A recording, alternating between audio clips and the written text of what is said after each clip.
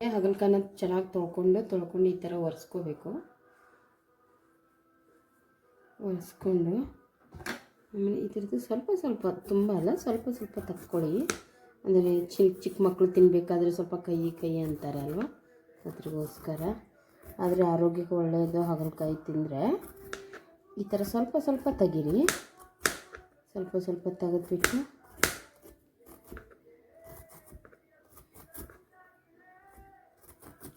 ಹೀಗೆಲ್ಲ ತೆಗೆದ್ಬಿಡಿ. ತೆಗೆದು ಈ ಥರ ಚಿಕ್ಕದಾಗಿ ಕಟ್ ಮಾಡಿ, ರೌಂಡ್ ಶೇಪ್ ಕಟ್ ಮಾಡಿ.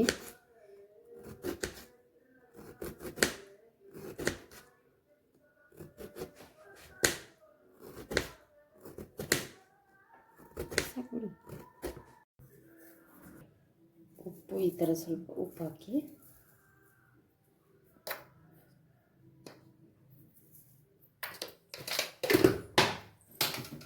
ಅಷ್ಟಕ್ಕೆ ಪಾಸ್ ಮಾಡಿ. ಖಾರದ ಪುಡಿ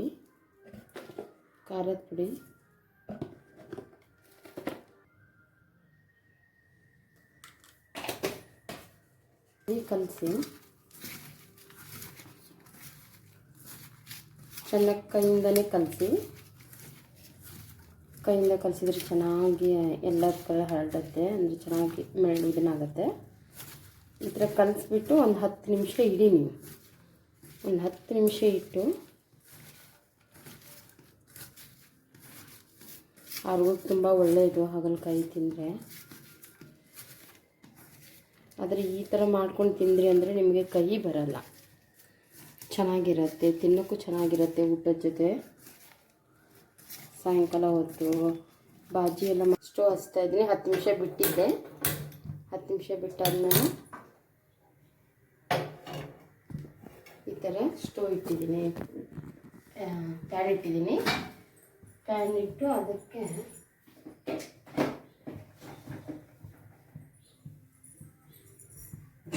ಮತ್ತು 2-3 ಸ್ಪೂನು ರವೆ ಹಾಕಿ, ಏನು ಹುರಿಯೋದು ಬೇಡ, ಹಾಗೆ ಹಾಕಿಬಿಟ್ಟು ಈ ಥರ ಕಲಿಸ್ಕೊಳ್ಳಿ ಚೆನ್ನಾಗಿ. ಸ್ವಲ್ಪ ಮೇಲೆ ಅಂದರೆ ತುಂಬ ಇದು ಮಾಡಬೇಡಿ. ಒಂದು 10 ನಿಮಿಷ ನೆನೆ ಇಟ್ಟು ಆಮೇಲೆ ಈ ಥರ ಕಲಿಸ್ಬಿಟ್ಟು ತವೆ ನೋಡಿ, ತವೆಗೆ ಕಾದಿದ್ದನ್ನು ನೋಡಿಬಿಟ್ಟು ಎಣ್ಣೆ ಹಾಕಿ.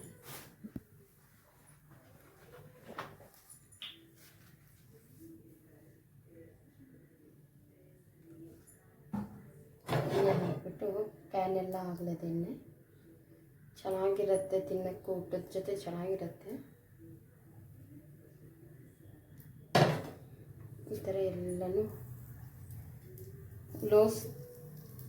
ಇದರಲ್ಲಿ ಅಂದರೆ ಉರಿನ ಜಾಸ್ತಿಯಾಗಿ ಇಡಕ್ಕೆ ಹೋಗಬೇಡಿ, ಸ್ಲೋ ಇಡಿ.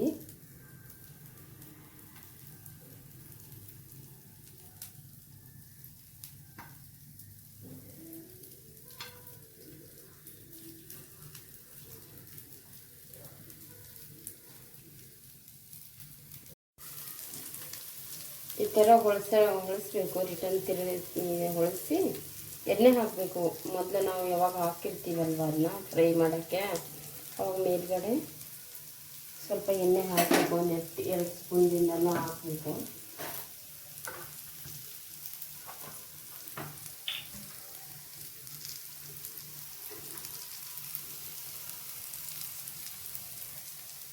ಟೀ ಸ್ಪೂನ್ ಎಣ್ಣೆ ಈ ಥರ ಹಾಕಿ ಫ್ರೈ ಮಾಡಬೇಕು.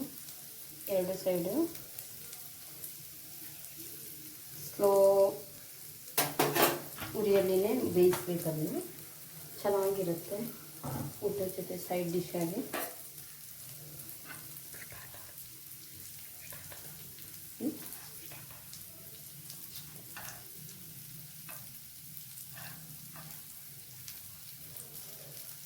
ಯಾವ್ದು ಬೆಂದಿಲ್ಲ ಅದನ್ನೆಲ್ಲ ಸ್ವಲ್ಪ ಈ ಥರ ಮಿಡ್ಲ ಹಾಕಿ ಬೇಯಿಸ್ಕೋಬೇಕು.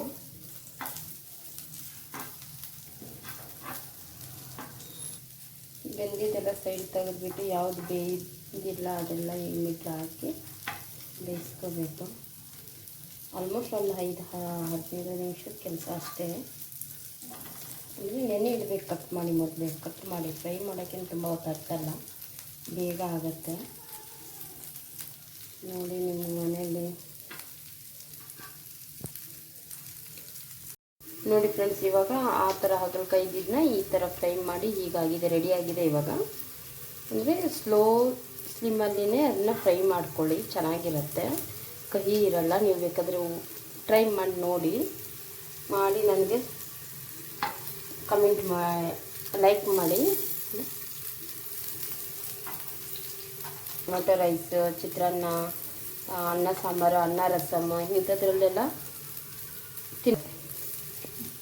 ನಾನು ಈ ಟೊಮೆಟೊ ರೈಸ್ ಜೊತೆ ಹಾಗಲಕಾಯಿ ಫ್ರೈ ಮಾಡಿದ್ದೀನಿ. ಇದನ್ನೊಂದ್ಸಲ ನೀವು ರೆಡಿ ಮಾಡಿ ತಿಂದು ಅದರ ಟೇಸ್ಟ್ ಹೇಗಿದೆ ಅಂತ ನನಗೆ ಲೈಕ್ ಮಾಡಿ, ಸಬ್ಸ್ಕ್ರೈಬ್ ಮಾಡಿ.